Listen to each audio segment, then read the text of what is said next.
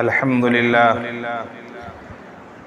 لله رب العالمين والصلاة والسلام على رسوله الكريم وعلى آله وصحبه أجمعين أما بعد فإن النبي صلى الله عليه وسلم قال ما نحل والد ولدا من نحل أفضل من أدب حسن او كما قال علیہ الصلاة والسلام۔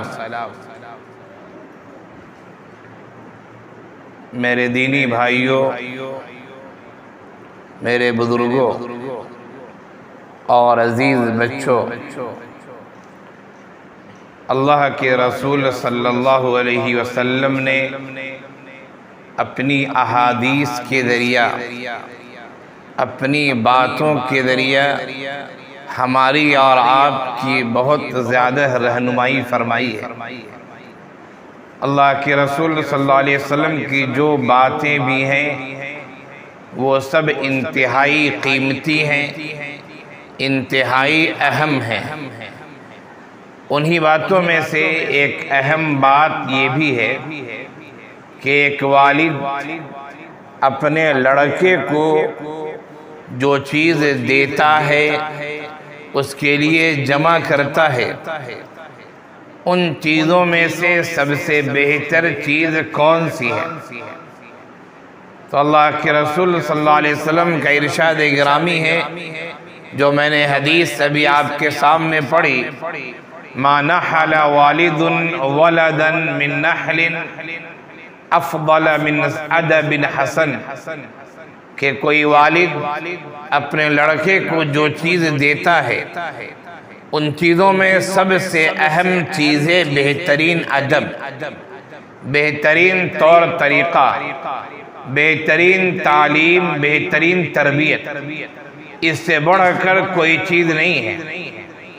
ہمارے سماج میں جو چیزیں رائج ہیں، ہر جگہ دنیا کے کسی بھی کونے میں چلے جائیے تو آپ کو 2-4% ہی ایسے افراد نظر آئیں گے جو اپنی اولاد کی اچھی تربیت کی فکر کرتے ہیں، ورنہ صورتحال یہ ہے کہ ہر آدمی اولاد کے لیے چاہتا ہے کہ ہم کچھ کریں، اور وہ کیا کرتا ہے؟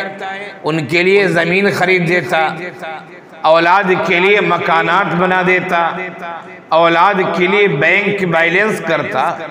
یہ چیزیں کوئی ناجائز نہیں ہیں، آپ کر سکتے ہیں، بسد خوشی کر سکتے ہیں، لیکن ان سب سے بہتر اور ان سب سے پہلے ہمیں جو توجہ دینی ہے وہ اس بات کی طرف کہ ہماری اولاد کی تربیت اچھی ہے۔ اگر ہماری اولاد کی تربیت اچھی ہے، تعلیم یافتہ ہے، اس کے والد نے کچھ بھی نہ چھوڑا ہو، کچھ بھی نہ چھوڑا ہو، وہ اپنی تعلیم کی وجہ سے، بہترین تربیت کی وجہ سے وہ اپنی دنیا خود بنا لے گا، اپنے لیے جگہ اور زمین جائیداد اور رہنے سہنے کی جگہوں کا انتظام وہ خود کر لے گا۔ لیکن اگر آپ نے اسے بہترین ادب نہیں سکھایا ہے تو آپ نے جو چیز دی ہے دینے کا ثواب ملے گا، لیکن زندگی میں مسائل کھڑے ہوں گے۔ ہمارا اور آپ کا جو کام ہے وہ کام ہے محنت کریں، ہماری کوشش ہے کہ اپنی اولاد کو بہترین ادب سکھائیں، یہ ہماری کوشش ہونی چاہیے۔ آگے اس کا کام ہے کہ وہ قبول کرے نہ کرے، کل قیامت کے دن اللہ تعالی ہم سے پوچھے گا کہ تیری اولاد ایسی ہو گئی، ایسی ہو گئی۔ آپ کہہ سکتے ہیں اللہ میں نے تو اس کو ادب سکھایا تھا، میں نے تو اسے سمجھانے کی کوشش کی تھی، میں نے تو اسے پورا طور طریقہ بتایا تھا، اب میری بات مؤثر نہ ہو سکی، وہ نہ سمجھ سکا، تو اس میں ہماری کوئی کوتاہی تو نہیں، تو پھر اللہ تعالیٰ گرفت اس کی کرے گا جو آپ کی اولاد ہو۔ ہر آدمی اپنا کام اگر کرتا رہے تو گاڑی آرام سے چلتی رہے۔ ہمارے سماج کی جو صورتحال ہے وہ یہ ہے کہ آدمی اپنے آپ کو کم دیکھتا ہے، وہ دوسروں کو زیادہ دیکھتا ہے، وہ کیا کر رہا ہے، وہ کیا کر رہا ہے اسے چھوڑیے، آپ کیا کر رہے ہیں وہ دیکھیے۔ کہا جاتا ہے، بہت مشہور ہے کہ ہم اگر کسی کی طرف ایک انگلی اٹھاتے ہیں تو 4 انگلیاں ہمیں کہتی تم خود اپنے آپ کو دیکھو، تم کیسے ہو، تمہارا گھرانہ کیسا ہے، تمہاری اولاد کیسی ہے، تمہاری تربیت کیسی ہے، تمہارے تعلقات کیسے، تم خود اس سے غور کرو۔ تو میرے دینی بھائیوں اور میرے نوجوان ساتھیوں، اصل جو بات وہ یہ کہ ہمیں بہترین ادب سیکھنا چاہیے، اور بہترین ادب اپنی اولاد کو سکھانا چاہیے۔ یہ اولاد کے لیے سب سے بڑا تحفہ ہے، سب سے بڑا انعام ہے، اس سے بڑا کوئی انعام نہیں۔ سب سے بڑا انعام یہی کہ بہترین ادب سکھائیں۔ اللہ کے رسول صلی اللہ علیہ وسلم کا ارشاد گرامی ہے، ادبوا اولادکم علی 3 خصال، اپنی اولاد کی پرورش کرو، تربیت کرو، ادب سکھاؤ 3 چیزوں پر۔ فرمایا حب نبیکم وحب اہل بیتہ وقراءۃ القرآن، اپنے اولاد کی تربیت 3 چیزوں پہ کرو۔ نمبر 1، نبی کی محبت اس کے ذہن و دماغ میں بیٹھا دو۔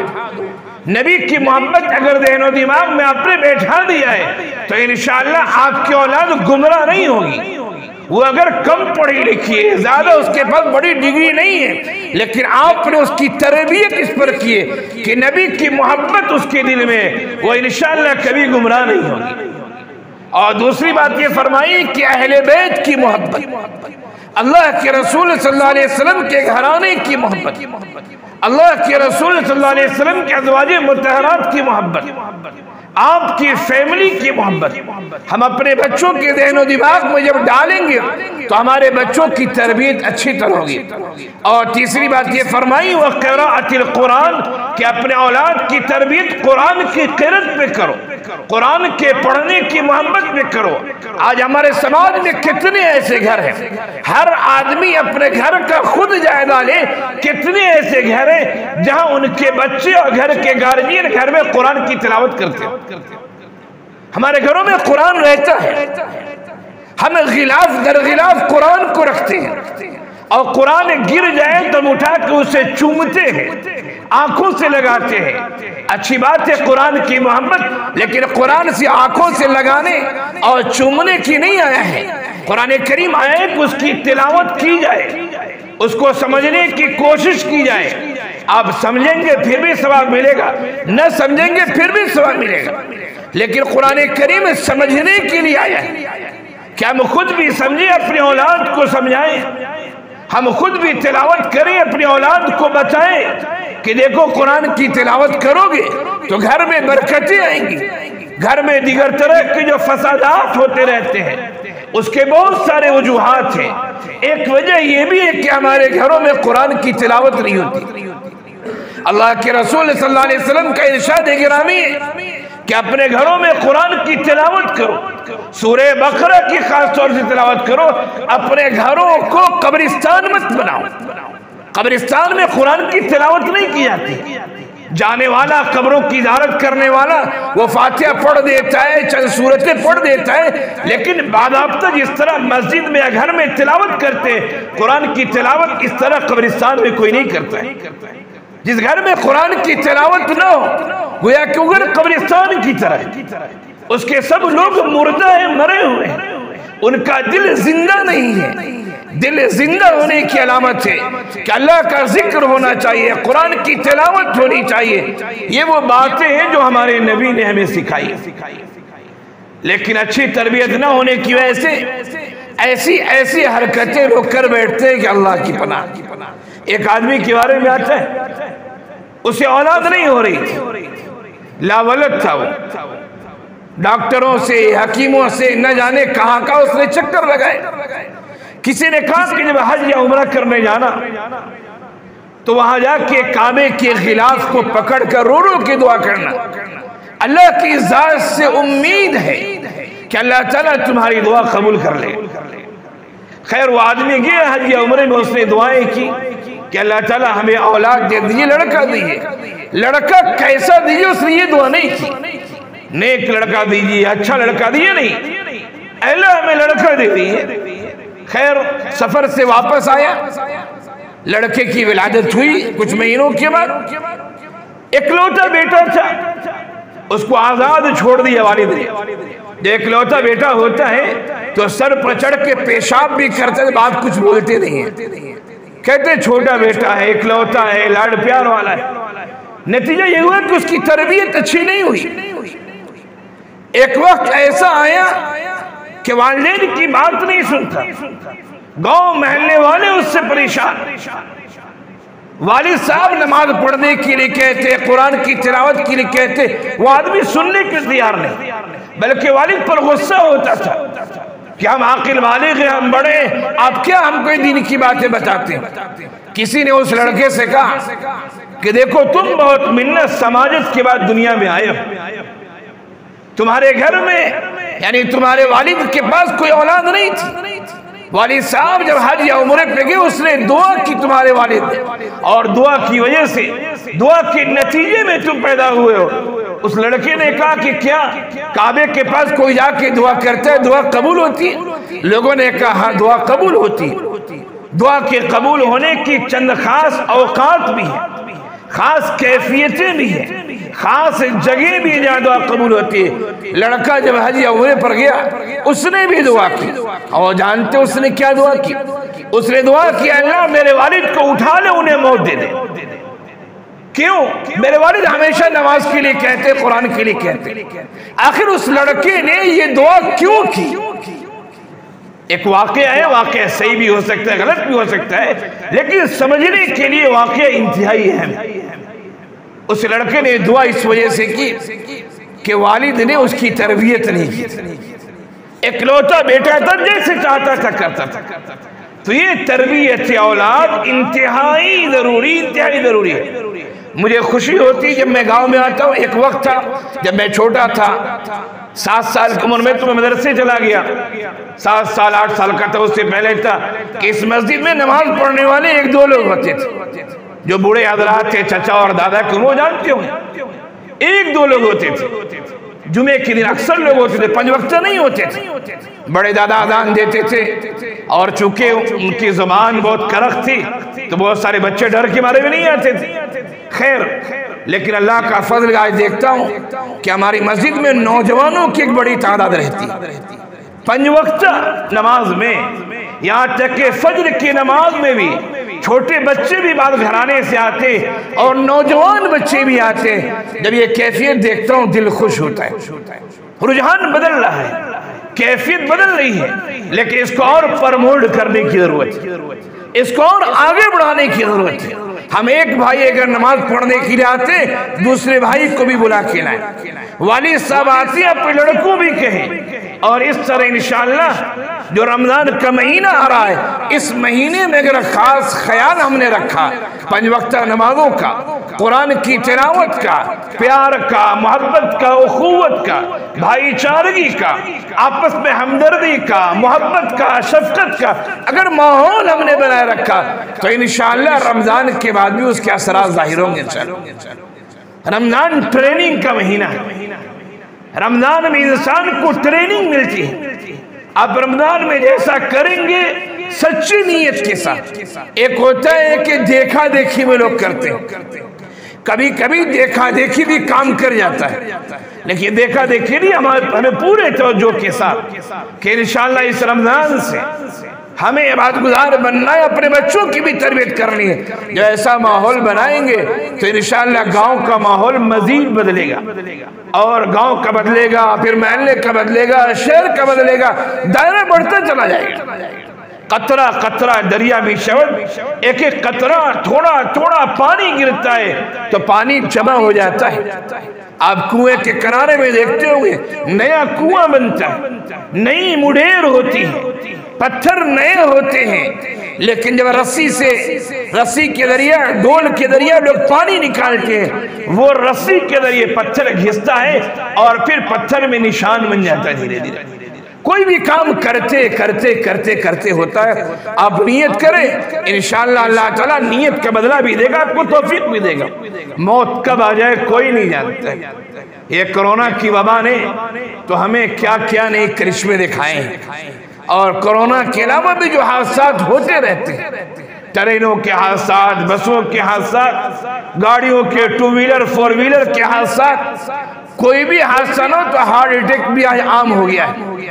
کتنے ہمارے دوست یہ گزشتہ رمضان میں سحری کھائی انہوں نے کہ صبح روزے کی تیاری ہو رہی ہے اور معلوم ہوا کہ فجر سے پہلے ہارٹ اٹیک ہو گیا۔ 2-3 لوگ جو انتہائی نوجوان، انتہائی ہٹے بیماری کا کوئی تصور نہیں، پہلا اٹیک ہوا اور کام تمام ہو گیا۔ میرے دینی بھائیوں اور میرے دوستوں بزرگوں، جانا سب کو ہے، ہمیں بھی جانا ہے، آپ کو بھی جانا ہے۔ یہاں دنیا میں رہنے کے لیے کوئی نہیں آیا ہے، لہذا ہمیں اپنے اعمال کا جائزہ لیتے رہنا چاہیے۔ یہ کہنا کر لیں گے، دیکھ لیں گے، نماز پڑھیں گے، یہ کر لیں گے دیکھ لیں گے کا موقع آپ کو ملے گا بھی کہ نہیں ملے گا اللہ جانے۔ اس لیے اصلاح کی فوراً کوشش کرنی چاہیے، نیت اچھی رہے، اچھی بات بتائی جائے، اس پر عمل کا جذبہ ہونا چاہیے۔ جب یہ ہوگا تو انشاءاللہ اللہ تعالیٰ اپنے فضل سے ہمارے بہت سارے گناہوں کو معاف بھی کر سکتا ہے۔ جنت اس کی ہے، وہ جسے چاہے دے سکتا ہے، لیکن شرط یہ ہے کہ ہم اس کی بات مانیں۔ تو آج کے جمعہ کا پیغام یہ لے کر جائیں کہ ہمیں اپنی اولاد کی اچھی تربیت کرنی، انہیں جو چاہے بنائیں۔ آپ عالم حافظ وغیرہ بنانا یہ کوئی ضروری نہیں ہے۔ میں نے بھی کہا تھا، ایک پروگرام میں میں آیا تھا، اس پروگرام میں میں نے یہ بات کہی، ایک بہت بڑے عالم گزرے 8ویں صدی ہجری کے، آج سے تقریباً 600 سال پہلے کے بہت بڑے عالم تھے، جن کا نام تھا علامہ ابن تیمیہ علیہ الرحمہ۔ علامہ ابن تیمیہ علیہ الرحمہ نے ایک بات لکھی، اور انہوں نے یہ بات لکھی کہ سماج میں جن کاموں کی بھی ضرورت انسانوں کو پڑتی ہے، جن کاموں کی بھی ضرورت، ہر میدان میں مسلمانوں کی ایک جماعت ہونی چاہیے۔ ہم بیمار پڑتے علاج و معالجے کی ضرورت ہے، ایک جماعت ڈاکٹروں کی ہونی چاہیے۔ ہم کھانا کھاتے ہیں، اناج نہ ہو تو زندہ نہیں رہ سکتے، ایک جماعت اچھے کاشتکاروں کی ہونی چاہیے۔ ہم گھر بناتے ہیں، ایک جماعت انجینئروں کی ہونی چاہیے۔ تو فرمایا علامہ ابن تیمیہ علیہ الرحمہ نے کہ اگر کسی علاقے میں کسی شہر میں علماء بہت ہو رہے ہوں، علماء یعنی جو عالم فاضل پڑھ کے جو فارغ ہوئے بہت ہو رہے ہیں، مفتی بہت ہو رہے ہیں، لیکن ڈاکٹر کوئی بھی نہیں ہے، تو علامہ ابن تیمیہ علیہ الرحمہ نے فرمایا کہ حکومت اسلامیہ، اسلامی حکومت اگر چاہے تو یہ پابندی لگا سکتی ہے کہ بھائی اب مفتی بننے کے لیے کسی کا داخلہ مدرسے میں نہیں ہونا، 4 سال کے لیے داخلہ روکا جاتا ہے۔ ہر آدمی کو چاہیے کوشش کرے کہ ڈاکٹری میں اور انجینئرنگ میں داخلہ، کیوں؟ ہمارے سماج میں کوئی ڈاکٹر نہیں، تو ہر میدان میں آدمی کا ہونا ضروری ہے۔ یہ الگ بات یاد رکھیے کہ علماء کی فضیلت سب سے بڑی ہوئی ہوتی ہے، علماء کی فضیلت سب سے بڑی ہوئی ہے۔ سماج مانے نہ مانے، آپ مانے نہ مانے، کوئی فرق نہیں ہے، لیکن اللہ کے رسول نے فرمایا العلماء ورثۃ الانبیاء، اللہ کے رسول نے فرمایا خیرکم من تعلم القرآن وعلمہ، سب سے بہتر انسان ہوئے جو قرآن پڑھتا اور پڑھاتا ہے، خواہ وہ حافظ صاحب ہو، نورانی قاعدے والے ہوں، عالم ہو، فاضل ہو، مفتی صاحب ہو، کوئی بھی ہو، سب قرآن پڑھتے پڑھاتے ہیں۔ تو سب سے بڑا کام کرنے والا اور سب سے زیادہ اہمیت تو وہی ہے جو علماء ہے، ان کے برابر کوئی نہیں ہو سکتا ہے۔ ہاں اگر علماء بد کردار ہے، اعمال اچھے نہیں ہیں تو دوسرے ان سے آگے نکل جائیں گے، لیکن علماء اگر عمل والے ہیں تو ان کی فضیلت تو اللہ کے رسول نے واضح کر دی۔ سماج میں دوسرے افراد کی بھی اہمیت ہے، اور انسانوں کو جس کی ضرورت ہے ہمیں اس میدان میں آنا چاہیے۔ ہر آدمی کی صلاحیت الگ ہوتی ہے، ہر آدمی کا ذہن الگ چلتا ہے، ہر آدمی کی چاہت الگ ہوتی ہے۔ آپ جس میدان میں چاہے جائیں، جس میدان میں چاہے جائیں، بس ایسا میدان ہونا چاہیے جو انسانیت کے لیے نقصان دہ نہ ہو، جو شریعت کے خلاف نہ ہو۔ انسانیت کے لیے جو بھی میدان فائدے والا ہے آپ اس میں جائیں، یہ شریعت کا حکم ہے، اور شریعت نے اسے فرض کفایہ کا ہے، فرض کفایہ۔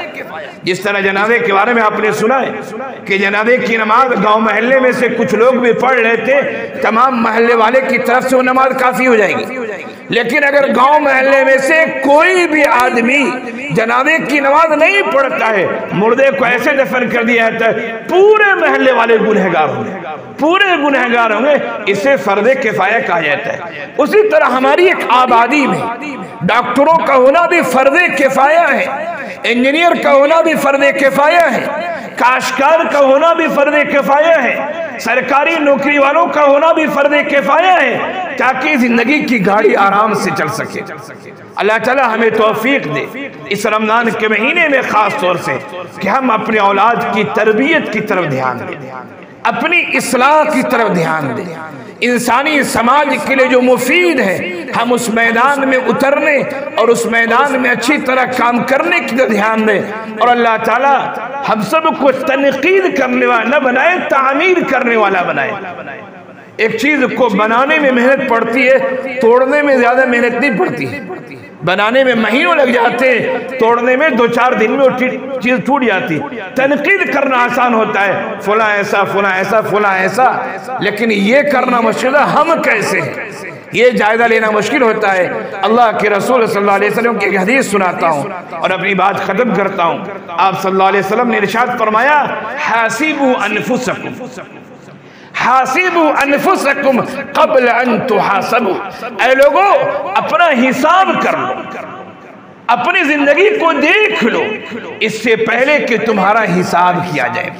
جب تمہارا حساب کیا جائے گا مرنے کے بعد، بلکہ مرنے کے ساتھ ہی کتنے لوگ ایسے ہوتے ہیں کہ موت آئی نہیں ہے لیکن موت کا پورا منظر ان کے سامنے آ جاتا ہے، فرشتے دکھائی پڑنے لگتے ہیں، جنت جہنم جیسے ان کے اعمال اس کی تصویر سامنے آ جاتی ہے۔ اس وقت انسان اگر جہنم کو دیکھ کے توبہ کرے، خطرناک فرشتوں کو دیکھ کے توبہ کرے، اس وقت کی توبہ قابل قبول نہیں ہوتی۔ اس وقت سے آنے سے پہلے ہم سب اپنی اصلاح کر لیں۔ اے لوگوں اپنا محاسبہ کر لو، اپنا حساب کر لو اس سے پہلے کہ تمہارا حساب کیا جائے، اس سے پہلے کہ اللہ تعالیٰ تم سے حساب و کتاب لے۔ اللہ تعالیٰ ہم سب کو کہنے سننے زیادہ عمل کی توفیق عنایت فرمائے، اپنی زندگی کو صحیح بنانے، اپنے اولاد کی صحیح تربیت کرنے، اپنے اعمال کا صحیح جائزہ لینے اور نیک راستے پر رہنے اور استقامت کے ساتھ قائم رہنے کی اور ایمان پر خاتمہ اللہ تعالی ہم سب کو نصیب فرمائے۔ آمین یا رب العالمین، وآخر دعوانا ان الحمدللہ۔